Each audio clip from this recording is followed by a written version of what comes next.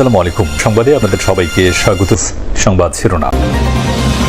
গভীর রাত পর্যন্ত তারেক রহমানের নির্বাচনী প্রচারণা, উত্তরার জনসভায় দুর্নীতিমুক্ত উন্নয়নমুখী বাংলাদেশ গড়ার প্রতিশ্রুতি।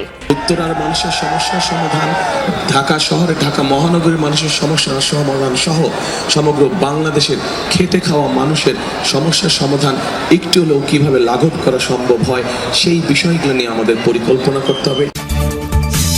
হিন্দু, বৌদ্ধ, মুসলিম সবাই মিলে নিরাপদ বাংলাদেশ গড়ার প্রতিশ্রুতি জামায়াত আমিরের। ইনসাফ কায়েম করতে 11 দলীয় ঐক্যকে বিজয়ী করার আহ্বান। ন্যায়ের পক্ষে, ইনসাফের পক্ষে সেদিন যেন ব্যালটের জোয়ার সৃষ্টি হয়। কেউ যদি আকাশ থেকে কালো চিলের রং ধারণ করে কারো ভোট ছু মেরে নিয়ে যেতে চায়, ওর ডানা সহ খুলে ফেলবেন।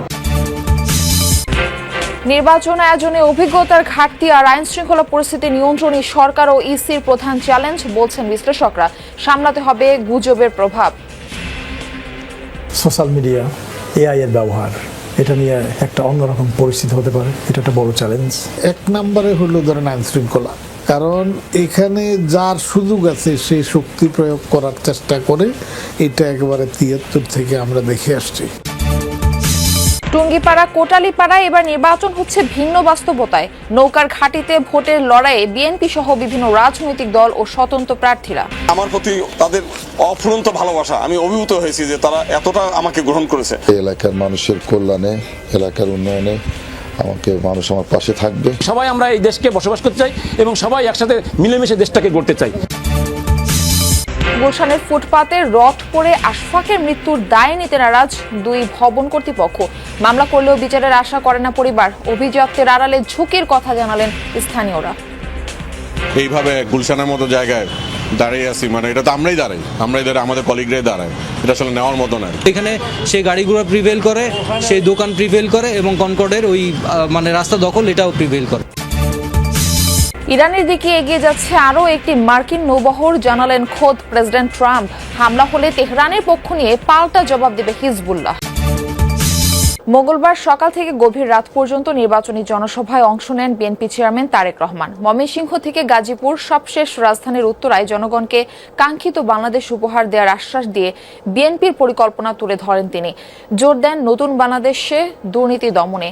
সকলকে ঐক্যবদ্ধ থাকার আহ্বান জানিয়ে জনগণের শাসন কায়েমের প্রতিশ্রুতি দেন তারেক রহমান। ব্রহ্মপুত্র পারে যেন বহুদিন পর রাজনীতির উৎসব উপলক্ষ 22 বছর পর বৃহত্তর ময়মনসিংহের জনতার কাছে বিএনপি চেয়ারম্যান তারেক রহমান। দুপুর 2টায় জনসভায় আসার কথা থাকলেও সড়ক পথে অসংখ্য মানুষের শুভেচ্ছায় সিক্ত হয়ে তারেক রহমানকে মঞ্চে এসে পৌঁছাতে 2 ঘন্টার বেশি সময় লাগে। এসেই বীর মুক্তিযোদ্ধাদের সাথে কুশল বিনিময় করেন তিনি। পরে তারেক রহমান দেশ গড়ার পরিকল্পনা তুলে ধরেন। নারীদের জন্য, মায়েদের জন্য, আমরা গৃহিণীদের জন্য, বিশেষ করে খেটে খাওয়া মানুষ যারা, সেই পরিবারের গৃহিণীদের জন্য আমরা একটি ফ্যামিলি কার্ড নামে কার্ড দিতে চাই মা বোনদেরকে, যাতে করে এই ফ্যামিলি কার্ডের সুবিধা প্রত্যেকটি মানুষের, প্রত্যেকটি পরিবারের কাছে, অল্প হলেও প্রত্যেকটি পরিবারের কাছে পৌঁছতে পারে।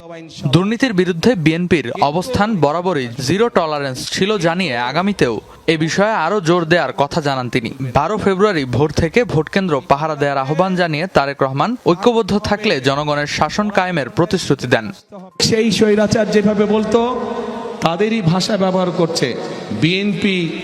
তাদের বক্তব্য যে দুর্নীতিতে বলে চ্যাম্পিয়ন ছিল। তা আমার প্রশ্ন 2001 থেকে 2006 সাল পর্যন্ত তাদেরও তো 2জন সদস্য বিএনপির সরকারে ছিল। তো বিএনপি যদি অতই খারাপ হয় তাহলে ওই 2 ব্যক্তি কেন পদত্যাগ করে চলে আসেনি? লাইন দিয়ে দাঁড়াবেন, ভোট শুরু হবে, সাথে সাথে ভোট দেওয়া ইনশাল্লাহ শুরু করবেন। গণভোটে হ্যাঁ পাশ করলে ফ্যাসিবাদ ফিরবে না, এজন্য নতুন ফ্যাসিস্টরা গণভোটের বিপক্ষে প্রচারণা চালাচ্ছে। যশোরে নির্বাচনী সমাবেশে এমন মন্তব্য করেন জামায়াত আমির ডাক্তার শফিকুর রহমান। কেউ যদি পায়ে পাড়া দিয়ে ঝগড়া করতে আসে তবে ছাড় দেওয়া হবে না বলেও হুঁশিয়ারি দেন তিনি। বলেন, একটি দল মায়েদের ফ্যামিলি কার্ড দেওয়ার কথা বলছেন, আবার মা বোনেরা নির্বাচনী প্রচারণায় গেলেই হেনস্থা করছে। এমন ঘটনা চলতে থাকলেও নির্বাচন কমিশন ব্যবস্থা না নিলে এবার প্রতিরোধ করা হবে। দক্ষিণাঞ্চল জুড়ে আয়োজিত সমাবেশে এসব কথা বলেন জামায়াত আমির। নির্বাচনী প্রচারণার ষষ্ঠ দিনে দেশের দক্ষিণ পশ্চিমাঞ্চল জুড়ে পথসভা ও জনসভায় অংশ নিচ্ছেন জামাত আমির ডাক্তার শফিকুর রহমান। দিনের শুরুতেই যশোর ঈদগাহ মাঠের জনসভায় অংশ নেন তিনি। জনসভায় জামাতের সেক্রেটারি জেনারেল অধ্যাপক মিয়া গোলাম পরোয়ার বলেন, একটি অপশক্তি জুলাই সনদ বাস্তবায়ন না করে আবারও দুর্নীতি অপশাসন ফিরিয়ে আনতে গণভোটে না এর পক্ষে ক্যাম্পেইন করছে। গণভোটের নাতে ভোট দেওয়ার জন্য ভিতরে ভিতরে ক্যাম্পেইন করছে। আমরা গণভোটে সবাই হা বলবো, হাতে ভোট দেওয়া মানে দুর্নীতির বিরুদ্ধে ভোট দেওয়া। জনসভায় প্রধান অতিথির বক্তব্যে জামাত আমির বলেন, একটি দল মহিলাদের হাতে ফ্যামিলি কার্ড দেওয়ার কথা বলে আবার মা বোনদের গায়ে হাত দিয়ে হেনস্থাও করছে।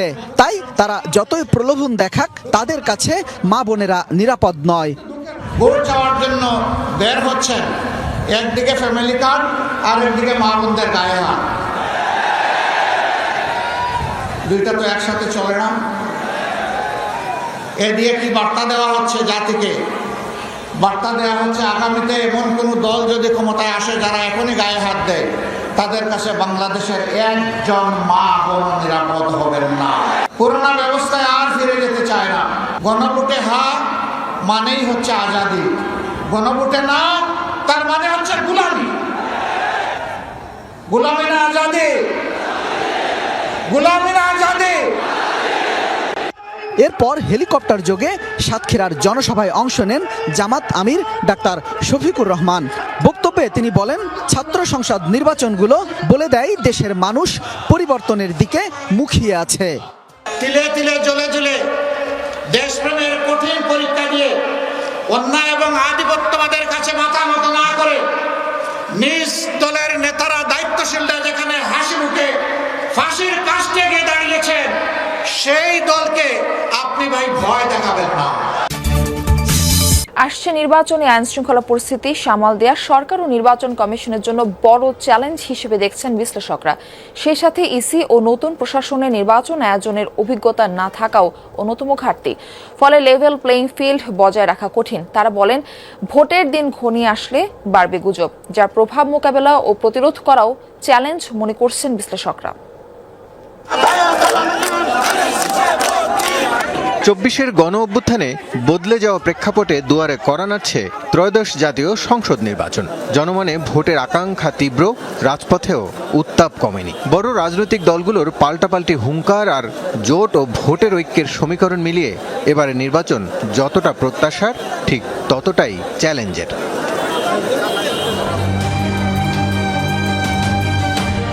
তফসিলের পরেই সম্ভাব্য প্রার্থী হত্যা, স্বেচ্ছাসেবক দল নেতা খুনের ঘটনায় ছড়িয়েছে আতঙ্ক। প্রচার শুরু হতেই কেরানীগঞ্জে বিএনপি নেতাকে গুলি করে হত্যার ঘটনা পরিস্থিতি আরও জটিল করেছে। বিশ্লেষকরা বলছেন, ভোটের সময় সবচেয়ে বড় চ্যালেঞ্জ হয়ে দাঁড়িয়েছে আইন শৃঙ্খলা রক্ষা করা।